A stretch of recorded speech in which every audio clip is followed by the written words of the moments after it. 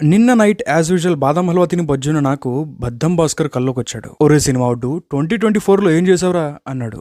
ఏముంది as usual 21, 22, 23 లానే 24 కూడా వేస్ట్ చేశాను అన్నాను. చాలా చేయాలనుకుంటుని కానీ ఏమీ చేయలేకపోతుంది. బట్ ఈ ఇయర్ లో మనం పీకింది ఏదైనా ఉందంటే అది కాంటెంట్ ని కన్జ్యూమ్ చేయటం. జనవరి దగ్గర నుండి డిసెంబర్ దాకా టాలీవుడ్, బాలీవుడ్, కాలీవుడ్, శాండల్వుడ్, సినిమావుడ్ ఇలా పాన్ ఇండియా సినిమాల్ని మడతట్టడం మాత్రమే కాకుండా ఇంటర్నేషనల్ స్టఫ్ ని కూడా చాలా మింగేసా ఉన్నాను. దెన్ హీ సెడ్ నేను తీసిన సినిమా గుర్తుంది కదా అన్నాడు. బై మిస్టేక్ నేను ఏ సినిమా అన్నాను అంతే. షో పడింది. దెబ్బకు జ్ఞానోదయం అయిపోయింది.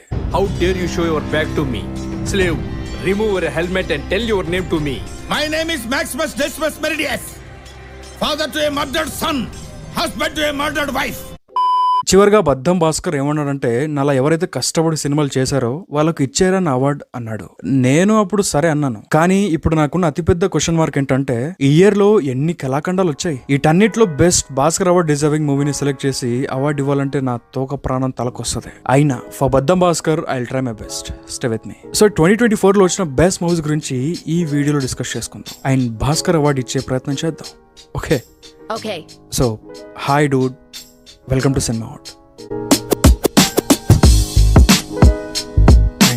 Let's begin.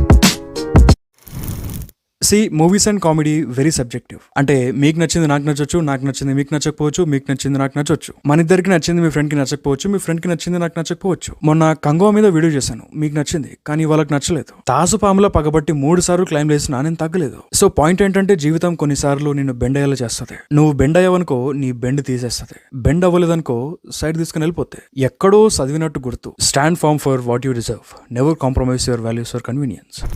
Before we start, ఇది నా పర్సనల్ లిస్ట్. ఈ లిస్ట్ లో మీకు నచ్చిన మూవీ ఏదైనా ఉంటే లైట్ తీసుకోండి. Don't take it seriously. #No offense. This was only for entertainment purpose. Number 1, Indian Square. భారతీయుడు one of my favourite films. Shankar గారు తీసిన సినిమాలో నాకు పర్సనలీ టాప్ 1 ప్లేస్ లో ఉంటుంది. అది బికాస్ ఆ సినిమాలో రైటింగ్ పీక్ లెవెల్లో ఉంటుంది. Story, characters, world building, execution అంతా టాప్ నాచ్ లో ఉంటుంది. అండ్ సేనాధిపతి క్యారెక్టర్ ఇంక్రెడిబుల్ గా ఉంటుంది. అంత గ్రేట్ క్రెడిబిలిటీ ఉన్న క్యారెక్టర్ ని ఏం చేశారు, ఇండియన్ 2లో లిటరలీ చంపేశారు. ఆ మర్మకళని కర్మకళ చేశారు. తాత ఎందుకు వస్తాడో ఎందుకు పోతాడో నో వన్ నోస్. మర్మకళతో మేకప్ వేయించొచ్చని, మర్మకళతో పాటలు పాడించొచ్చని, మర్మకళతో పరిగెత్తించొచ్చని ఈ సినిమా చూసాక తెలిసిందే. తాత వస్తాడే. ఈ సినిమా వల్ల నాకు గేమ్ చేంజర్ మీద కూడా డౌట్ ఇరుక్కు. Number 2, Guntur express. ఒక స్క్రిప్ట్ అనుకుని అది సెట్ అవ్వకపోతే ఏం చేయాలో గురూజీకి బాగా తెలుసు. గురూజీ బి లైక్ బాబున్నాడుగా చాలు, ఇంకెవ్వడక్కర్లేదు. గుంటూరు టు హైదరాబాద్ తిప్పి పిప్పిసేసి ఒక ఐటమ్ సాంగ్, 2 ఫ్యామిలీ సెంటిమెంట్ డైలాగులు, 3 పంచులు, 4 ఫైట్లు, 5 పాటలు ఉంటే చాలు, అయిపోయింది cinema. I know the public pulse. Entire cinema మొత్తం రాడ్ దింపినా నేను ఎక్కడా ఫీల్ అవ్వలేదు. కానీ మీనాక్షి పాప రోల్ చూసాక I'm speechless. After that show I'm mindless. Scenes are senseless. My life is meaningless. ఒక ఇంటరాక్షన్ లో రాజమౌళి గారు నాకు ఇండస్ట్రీలో ఉన్న 2 డైరెక్టర్స్ అంటే భయం అని చెప్పారు. ఒకటి సుకుమార్, ఇంకోటి త్రివిక్రమ్. వీళ్ళు గనక కాన్సన్ట్రేట్ చేసి కరెక్ట్ గా కమర్షియల్ సినిమా తీస్తే మనం మొత్తం సర్దుకోవాలని చెప్పారు. ఆయన చెప్పింది 100% కరెక్ట్. గురూజీకి ఆ పొటెన్షియల్ ఉంది. కానీ ఐ డోంట్ నో గురూజీ ఎందుకలా తీసారో.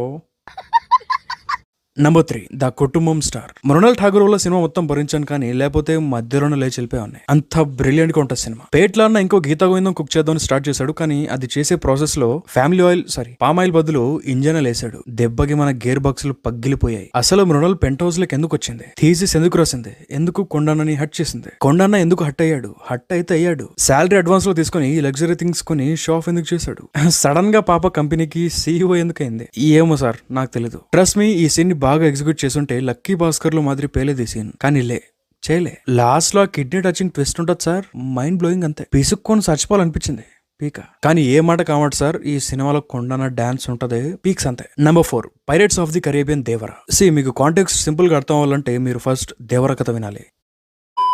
మీకు కాంటెక్స్ట్ సింపుల్ గా అర్థం అవ్వాలంటే దేవరాలో తారకన్నని తీసేసి చూడండి. దేవరా ఈ అవార్డ్ కి ఎంత డిజర్వింగో మీకు అర్థం అవుతుంది. తారకన్న లేని ఒక్క మంచి సీన్ చూపించండి నాకు. లేదు, అన్న ఉన్న సీన్స్ నే బిస్కెట్ చేశారు. ప్రతిదీ పార్టులో. మరి పార్ట్ 1 ఎందుకు తీశారు? వితౌట్ జూనియర్ ఎన్టీఆర్ షో గారు ఈ సినిమా చేస్తుంటే ఇది కూడా ఇంకో ఆచార్య అవ్వడానికి 99% ఛాన్స్ ఉంది. తారకన్న ఎంటైర్ మూవీని జస్ట్ సింగిల్ హ్యాండ్ తో లాగేశాడు. తెలుసు నాకు తన పొటెన్షియల్ ఏంటో క్లియర్ గా తెలుసు. ఒక వీడియో చేసిన తన మీద, చూడకపోతే చూడండి. ఈ సినిమా గనక అవార్డ్స్ వస్తే no doubt best actress award జాన్వితే. నంబర్ 5, డబుల్ దేర్ దిమాక్. సక్సెస్ ని గ్రాంటెడ్ గా తీసుకుంటే ఎలా ఉంటుందో ఈ సినిమా చూస్తే తెలుస్తుంది. పార్ట్ 1 ఆడిస్తుందని కొంచెం కూడా ఎఫర్ట్స్ పెట్టకుండా సేమ్ టెంప్లెట్ ని వాడుకుని సిమిలర్ సీన్స్ ని దింపితే ఎలా వర్కౌట్ అవుతుంది. అవ్వదు. ఆడియన్స్ మరి అంత డమ్ కాదు. తెలంగాణ స్లాంగ్, ఐటమ్ సాంగ్ సినిమాని కాపాడలేవు. స్టోరీ అండ్ అందులో కోర్ ఎమోషన్ ఉంటేనే ఆడియన్స్ కనెక్ట్ అవుతారు. రామ్ ఆల్మోస్ట్ మొత్తం ఎఫర్ట్స్ పెట్టేశాడు, బట్ నో యూస్, మొత్తం వేస్టెడ్. సో నెక్స్ట్ టైం కొంచెం టైం తీసుకుని మంచి కాన్సెప్ట్స్ వచ్చి కంబ్యాక్ ఇవ్వండి sir please. Number 6 mister Bachchan, కాలు మొక్కుతో బాంచాన్. ఈ సినిమాని ఫ్రీగా చూపిస్తానన్నా నేను చూడ ఇంకోసారి. ఇది రైడ్ రీమేకా అని నేను షాక్ అవ్వని సీన్ లేదు, షాక్ అవ్వని సీక్వెన్స్ లేదు. అసలు రైడ్ రీమేక్ రైట్స్ ఎందుకు ఉన్నాడు సార్? డబ్బులు బొక్క. దానికి దీనికి అస్సలు పోలికలు ఉండవు. ఒకవేళ డైరెక్ట్ సినిమా తీసేసున్న రైట్స్ కున్న డబ్బులైనా మిగిలేవి. 90s పార్ట్ లో హీరోయిన్ నోవెల్ షాట్లు రాసుకొని దాని చుట్టూ స్టోరీ రాసినట్టు ఉంటది. ప్రాబ్లం ఇది కాదు. ఇలాంటి సినిమా తీసి ప్రెస్ మీట్స్ లో ఓవర్ కాన్ఫిడెంట్ డైలాగులు కొడితే ఆబ్వియస్లీ రాంగ్ మెసేజ్ వెళ్తుంది. సినిమాలో స్టఫ్ ఉందనుకుని వెళ్ళి సినిమా చూసి డిసప్పాయింట్ అవుతారు అందరూ. సినిమా రిలీజ్ కి ముందు హరీష్ శంకర్ అండ్ మూర్తి గారితో ఒక ఇంటర్వ్యూ వచ్చింది. సినిమాతో కంపేర్ చేస్తే ఆ ఇంటర్వ్యూ 100% ఎంటర్టైనింగ్ గా ఉంటది. నెక్స్ట్ నంబర్ 7 ఈ సినిమా సుడక్ రాయ్. అర్జున్ రెడ్డి చూసి చాలా మంది బోల్డ్ సీన్స్ వల్ల ఆడిసిన సినిమా అనుకుంటారు, కానీ కాదు. అబ్జర్వ్ చేస్తే సినిమాలో ఒక క్లాసిక్ టచ్ ఉంటది. అది మోస్ట్లీ ఎవరికి కనిపించదు. Characterisations, music, beautiful love story, excellent performances, brilliant direction వల్ల సినిమా ఆడేసింది. ఇది అర్థం చేసుకోలేక ఈ సినిమాని ఇన్స్పిరేషన్ గా తీసుకుని చాలా సినిమాలు వచ్చాయి. అందులో ఒకటి ఈ సినిమా సుడక్ రాయ్. కొన్ని బోల్డ్ సీన్స్ తప్ప సినిమా స్టోరీలో లైఫ్ ఉండదు. Most of the times cinema చూస్తున్నప్పుడు ఆర్టిఫిషియల్ ఫీల్ వస్తుంది. దట్స్ వై ఆడియన్స్ కి సినిమా నచ్చలేదు. నంబర్ 8 కంగువా మీద ఒక సెపరేట్ వీడియో చేశాం కాబట్టి ఇందులో మాట్లాడితే మళ్ళీ టైం వేస్ట్. సో ఇవి మెయిన్ గా నా లిస్ట్ లో ఉన్న కళాఖండాలు. ఇవి మాత్రమే కాదు, ఇంకా చాలా ఉన్నాయి. లైక్